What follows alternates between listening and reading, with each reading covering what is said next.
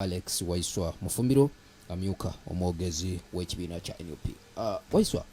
bwe twava wano nali manyi bwe tunaatuukira olunaku olwaleero ebyekenya bina babiwudde naye ate ndaba byongera kuli nyankandago kinaggwa kiti ekikulu nga sinnakubira Kenya nina akayimba kenjagala abawuliriza ketugenda okudisikassingako kubanga nako kekamu ku nsonga eziri mu ggwanga ate paalu tudisikasinga ku nnyimba bubaka obukalimu bubaka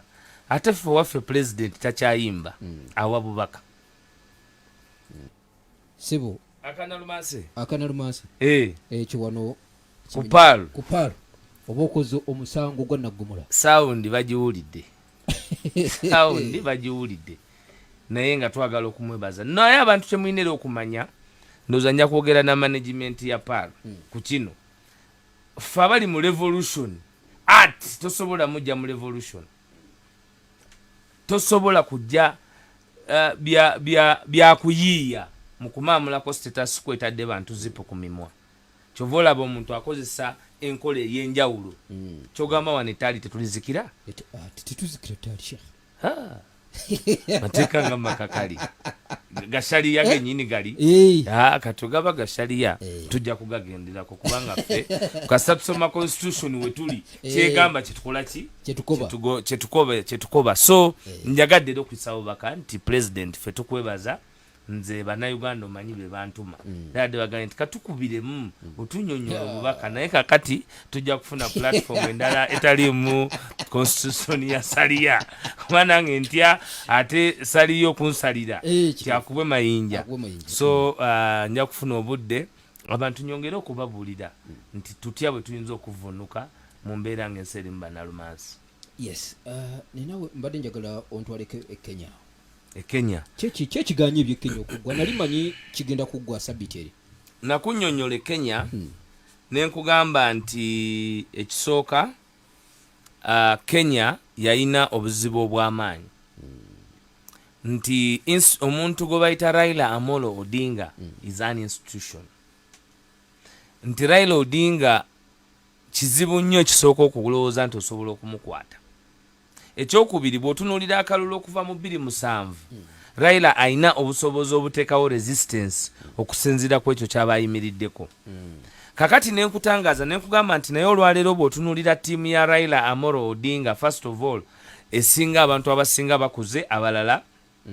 ba new players on the block abalala bato omuli Babu Owino omulimu omukyala honorable waliwo omukyala omuwanvu erinnya linvudde mu mutwe naye ttiimu yaabwe ogiraba nga eri solid Kalonzo Musyoka Martha Karua James Orengo ku saidi eyo era kati nga bakkiriza nti ne Uhuru Kenyatta ebirowoozo bye bitambula wamu ne bya Baba Owino ekyo nno kyabulabe era eri Kenya okuba nti sitting government eyina dissent eyokubeera nga Odinga ne Ruto ne Uhuru bali ku side emu kireeta depth crisis mu Kenya kubanga institution y'ebyobukulembeze bwe Kenya bw'omaliriza Uhuru Kenyatta oyogera ku Raila Amolo Odinga ekisooka mu kufuna obwetwaze Raila Amolo Odinga ne Uhuru Kenyatta babufuna mu kiseera kyekimu era bonna balwana mu kiseera kyekimu in fact Odinga yalwana era yalinda nnyo okulaba nti Jomo Kenyatta ava mu komera kyovula be badde basowagana nga family bakomawo ku meeza ne bakanya mu kalulu ka 2017 akasembayo okuleeta bano mu bukulembeze waliwo okusika okumuguwa okw'amaanyi ennyo oluvannyuma lwa okuba nti omusango gwali gusaziddwamu Maraga yali asazeewo mwenjogera ku Maraga ye yali chief justice then nti yali amaze okusalawo nti oluvannyuma lw'okuba nti ebyali bibadde mu kalulu byali byamatankane ebyali mu kalulu ebyo w'obitunuulira n'obigeraageranya n'ebya Uganda mu musango gwa Maraga yagamba nti temusobola kuba mu kalulu ne mukuba akalulu ku polling station ne mubala akalulu ku polling station ate ne mulinda district ne mulinda National Talent Center okulangirira omuwanguzi nabwe kityo mujja kulangirira ng'omuwanguzi ku polling station, mugende mumulangirire ku constituency level, mumulangirire ku district level, olwo mulyoke musindike assessed results. Kwe kulaga nti bannansi ab'e Kenya balina okuba nga beenyigira butereevu mu kubala akalulu. Tosobola kuparticipatinga mu kulonda ate n'otaparticipatinga mu kalulu. Wano mu Uganda ampuliriza, bwe tumala okulonda tubala akalulu ku polling station. Bwe tumala okubala akalulu ka president ku polling station, tetuddamu kugoberera kalulu ako paka ku national center. Eri ku district kutale basoma busomi nga bwe baagala. Ne results bwe zijja kiba kyanjawulo. So ne baba nga babuuse sectors 3. So twandibadde tumanya nti pa constituency level ani agiwangudde. Era with what percentage. At constituency level kwe balangirira the first national leader nga ye legislature member wa parliament. Ngezaako okuba nti tuwuliriza mugerageranyisa challenges eziri e Kenya vis-a-vis n'embeera mu Uganda. Yes. Kakati Maraga bw'abagamba okudda mu kalulu, Odinga n'agamba sidda mu kalulu. Uhuru ne Ruto ne bagamba omuzizi azimbatwe. Naye Odinga mu kugamba nti sidda mu kalulu yali amaze okuretinga platform ey'olutalo lw'olaba kati Odinga baba. Kubanga yes struggles ezibadde zigwera ku luguudo, not keeping in mind nti mu 2007 waliwo emisango gya ICC ejavunaanizibwa abantu babiri, ejavunaanibwa abantu babiri, Uhuru Kenyatta president eyakavaako ne Ruto president owakati naye nga abadde deputy president wa Uhuru Kenyatta. Era mu lukiiko olubaleeta Uhuru Ruto coalition mu 2013 mu 2012 nga bajja yali nti bombi baali bakyajingiddwa mu ICC. Naye ate nga bali mu kalulu ka 2007 njagala bawuliriza bamanye nti Uhuru yali akulidde kampu ya Kibaki ng'ate Ruto yakulidde kampu y'Odinga. Naye ng'ate mu kalulu ka 2003 mu kalulu ka 2022 Ruto yali ne Kenyatta nga bali ku side emu nga bawagiddwa Daniel Arap Moi yalava kuba president, Kibaki gwe yawangula. Olaba politics we Kenya. Ampuliriza ngezaako okukulaga entambuza ya politics wa Kenya. Nti ababiri bali abanominatinga mu 2003 nga Daniel Arap Moi, kubanga Ruto ono gwe muwuliriza olwaleero yakulira mu ngalo za Daniel Arap Moi. Era n'amala nadda mu ngalo za baba. Chovolaba mu 2002 yali ku side, mu 2002 yali ku side ya Ruto, yali ku side ya Uhuru, kubanga Daniel Arap Moi omukalenjini ye java yali gwa wanzeke duso mchukuyu. Later mu 2007 najja side yenu. Kati abavubuka bano babeera ku side ezenjawulo mu 2007 ye Jambia gye wawulira. Jambia ya nyoka. Ne babayite hege. Misango of course bali bamaze okwata amadalaka, kyali kijja kuba kizibu nnyo in terms of okuleeta obujulizi obw'enjawulo, nolaba nti kyali kigenda kubeera kyanjawulo. Kakati bwe bajja mu 2017 deputy president yali amaze okukakasibwa president Ruto Uhuru nti ajja kumuwa akati, kubanga bonna baali begasse ngono alese the United Democratic Alliance, ngono nayaze ne institution ye eya Jubilee gye yasigaza kati nga Jubilee ne begatta ne baba nga baali balina okukola gye bayita Jubilee Coalition. Bwe bakola Jubilee Coalition yeri yagenda ne wangula bali kampu ya Raila Amolo Odinga, Kalonzo Musyoka n'abalala. Ku luno kampu y'Odinga yeeyungamu omuntu omu gwe Martha Karua atali mukululi. So politics we Kenya abadde that of coalition. Naye nga single denominator factor ey'amaanyi ye Raila Amolo Odinga nga ina abantu bangi over 40% nga bo bwagamba nti muyimuke nga bayimuka, bwagamba nti mutuule nga batuula. Okusinza ku kyongambye ndaba Odinga ali wakati awo. Tewali watali Amolo. Era mu 2007 olwaleero Ruto akugamba nti omwami ono nze bwe yagenze Nyanza nga tanagenda Germany, Ruto akugamba nti naye nze baba nze namuyimirirawo mu byonna. Ne bwe baamala ebya 2007 nze bansindika ehege ye n'afuuka prime minister, kubanga yagamba nti bwe batuuka mu lukiiko Ruto bamugoba mu lukiiko ne Martha Karua. Martha Karua yali ku side ya Kibaki. Martha Karua leero alina Odinga yali ku side ya Mwai Kibaki. Ruto yali kusaidia Raila Amolo Odinga. Bakugamba nti ababiri abo wali tewali kiyinza genda maaso mu nkiiko za nteeseganya era gwe basooka ogoba mu lukiiko yali Ruto. Kuba Ruto yali takkiriziganya gamba nti baali tebawangudde mu 2007 kubanga okimanyi bulungi nti Kibaki yalayirira ku ttaala. Kati Ruto akugamba nti baba wasalawo no negotiating oba prime minister naye nga mu coalition yaffe nze ng'owa UDA wali oŋŋambye nze ndi ba prime minister nga tukoze gavumenti. Kati nze yalina okuba prime minister natuuka nga mu lukiiko nze ngobeddwamu ng'ate gwe omukulu mu eyo entebe wonaka. Kanzije Waiswa. Lex Waiswa Mufumbiro okutunulira ensonga ezigera maaso mu ggwanga. Waiswa. Ekyenjawulo kyenjagadde okulaga nti okukwata baaba kizibu era Koome bwe yavuddeyo n'ayogera ebigambo ebingi baaba yamugambye nkwata era eggulo namulabye ku ngongorodi ng'alemererwa ng'agezaako naye nga tasobola kuba nakyayinza kukola ki. Twalabye baaba bamupiiko ku kutiya gas moruka era bibaako okulowooza okungi ennyo reaction y'abaluwo enaaba etya kubanga e Kenya amaanyi bagazimbira with diversity naye kati ensonga zazzeeko ng'ez'okuba nti bbeeyi yawunga biki ensonga z'abantu bonna so zisobola okurayizinga okuva mu ghetto okuggyako olunaku lw'eggulo ekyenjawulo ekyabadde e Nairobi abatuwuliriza tusaana tukibabuulire nti ate waabaddewo ekiteeberezebwa nti sayidi ya William Ruto okusinziira kuba abakulembeze bayina okuviira ddala kugwena kugamba Deputy President Rigathi Gachagua CS Kuria okusinziira ku abakulembeze Ndidi Nyoro n'omukulembeze erinnya erimvudde mu mutwe akulira majority mu Senate ebigambo bye bazze boogera mu backyard kuba bakikuyu nga babiwerekereza Uhuru Kenyatta birabika byatuukiridde olunaku lw'eggulo kubanga ku farm ennene eya Uhuru Kenyatta eri mu Northlands e Nairobi abavubuka abasuubiza okuba nga babadde bawagirwa gavumenti nga bwolaba enkola ya wano ey'obwannakyemalire yeekiyeekera nti baba basaale mu kutuusa obulabe ku bintu by'abantu bagenze ne balumba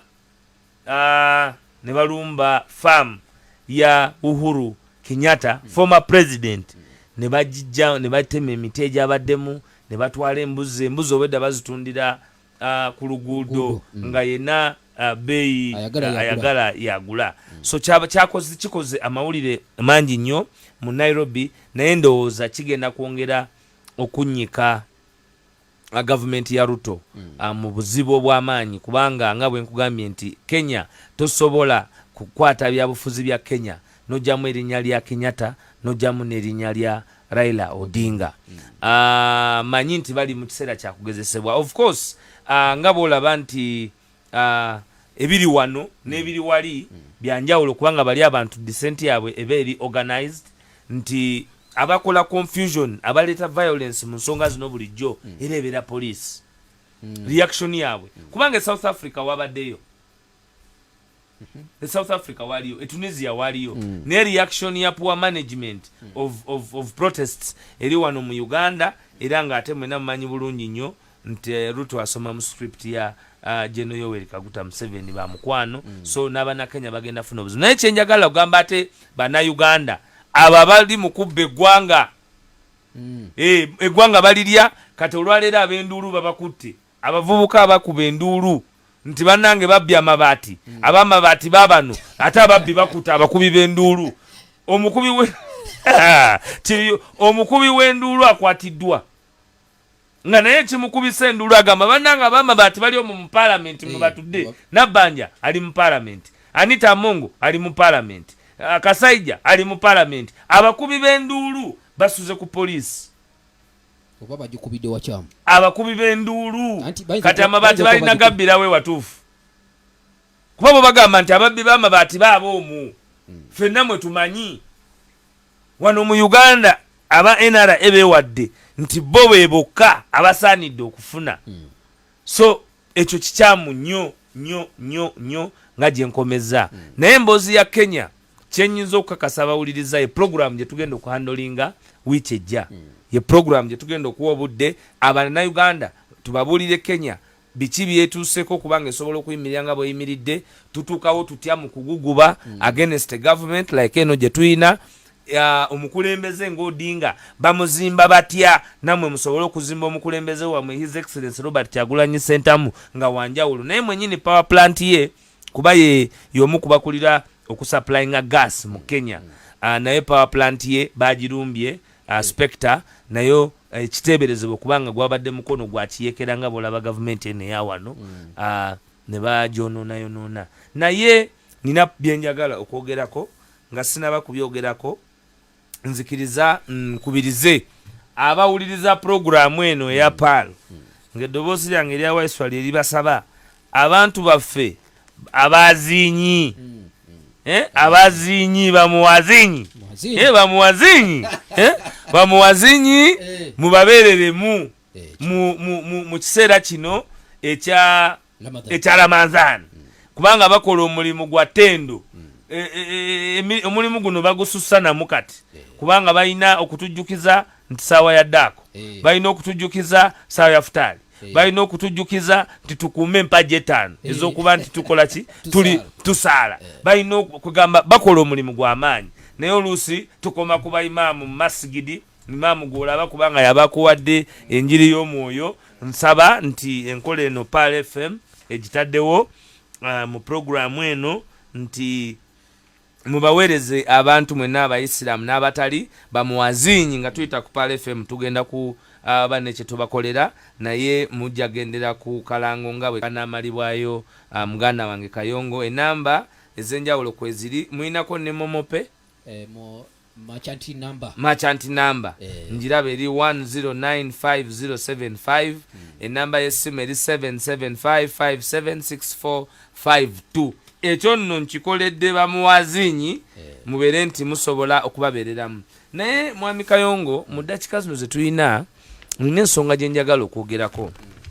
ate nga nayo ngenda kugiwa obudde nzije nyongera okugitaanya ensonga ekwatagana ku ttaka ekibataka ensonga ekwatagana ku ttaka waliwo omuze ogwefudde balooya balooya abantu bano ab'obulijjo abagwira abaveeyo gye bavudde ne batandika okubba ettaka ly'abantu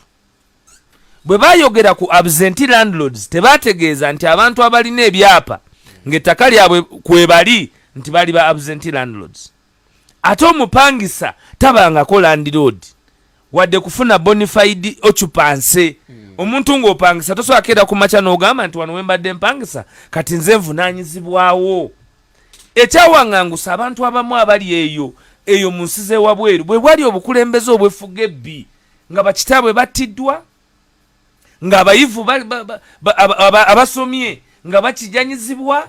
abantu ne bamaliriza nga ye bw'aba tasobodde kugenda mu bwaŋŋanguse abaana basindise mu bwaŋŋanguse abantu abo abamu baava ku nsi naye ne balekawo omukululo gwabwe we guli